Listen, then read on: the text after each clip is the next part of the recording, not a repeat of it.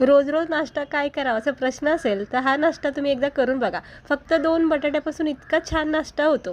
तर 2 बटाटे शिजवलेले कुस्करून घ्यायचे, थोडी कोथिंबीर, थोडं लाल तिखट आणि थोडंसं कॉर्नफ्लॉवर किंवा तांदळाचं पीठ घ्यायचं.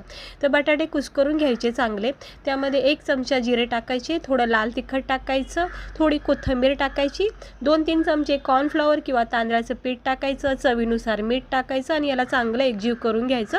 एक पीठ तयार होतं. मग छोटे छोटे गोळे घ्यायचे, हातामध्ये एक वड्या बनवायच्या, चौकोन गोलाकार जसेही तुम्हाला आवडेल तसे याच्या वड्या बनवा आणि मग गरमागरम तेलमध्ये स्लो गॅसवर याला छानपैकी फ्राय करून घ्या. खूप सोप्या पद्धतीने, सिंपल पद्धतीने, झटकीपट फक्त 2 बटाट्यापासून हा नाश्ता इतका भारी लागतो ना.